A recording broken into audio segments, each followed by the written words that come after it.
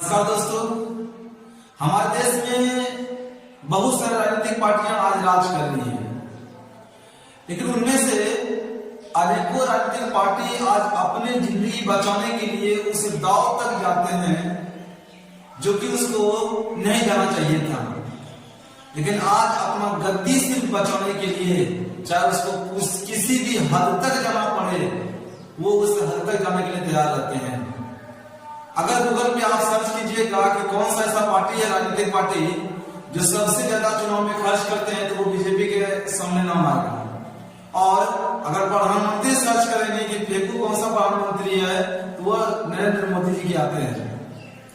ये देश में जिस समय चुनाव लड़े उन्होंने अनेकों वादे किए थे कि हम जब आएंगे सत्ता में तो 2 करोड़ रोजगार प्रत्येक वर्ष देंगे और अपने जो देश की इकोनॉमी है उसमें भी बढ़ावा करेंगे और महिलाओं की जो सुरक्षा है उसमें सशक्तिकरण अपना दिखाएंगे।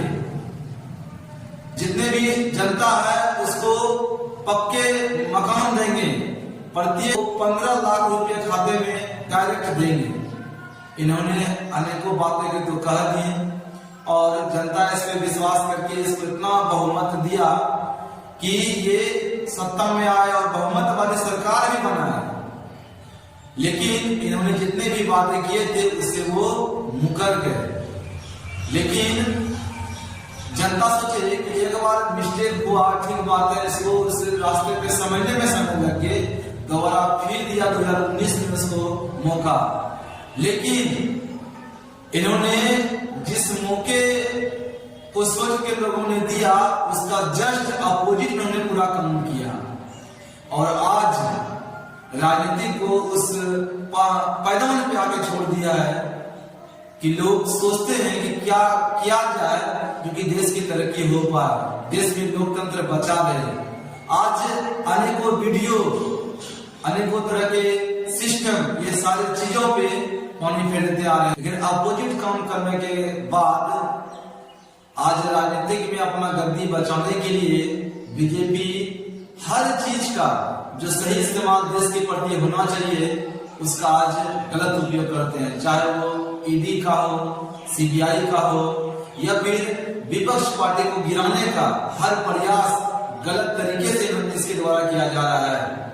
आज लोग मजबूर हो गए हैं इस पार्टी को किस प्रकार से अच्छे तरीका से सबक सिखाया जाए। लेकिन यहाँ पे क्या है, भ्रष्टाचार चरम सीमा में हमारे देश में पहुंच गया है, जो कि पहुंचाने वाला सबसे मेन हीरो ये हमारे वर्तमान सरकार है, जिसके कारण से लोग ये सोच भी रहे हैं कि किस प्रकार से उसको हराया जाए।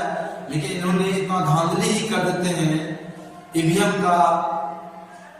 से चुनाव करा देते हैं, ईवीएम में किसको वोट कहाँ जाना चाहिए, इलेक्ट्रॉनिक इसको ही हैक कर दिया जाता है और अपना गद्दी बचाने के लिए बड़े बड़े बिजनेसमैन के साथ हाथ मिलाते हैं क्योंकि यहाँ ही से इसका फंड आता है।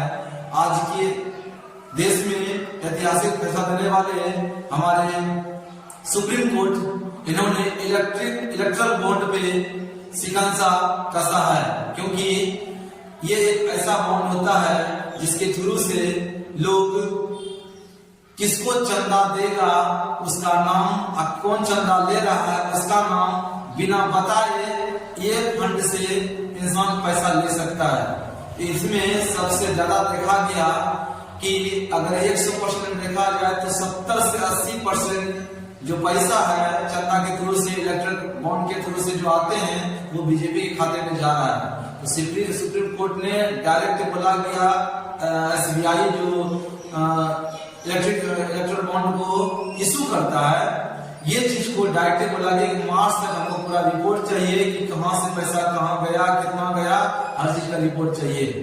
तो इस चीज के लिए सुप्रीम कोर्ट निर्णय लेती है क्योंकि हमारी जो वर्तमान सरकार है किसी का बात सुनते नहीं है। तो एक हम लोग के लिए बचा D.Y. चंद्रचूड़ साहब, उन्होंने जब तक है सबका उम्मीद जनता का उस पर निगाह है कि कैसे करके अपने देश में लोकतंत्र को बचाया जा सके। इसके प्रति अनेकों प्रकार के लोग भिड़े हुए हैं, लेकिन ये सोचनीय वाली विषय है कि किस सोच से कितने लोग विकसित होते जा रहे हैं, हम लोग का देश विकासशील पे ही अटके हुए हैं।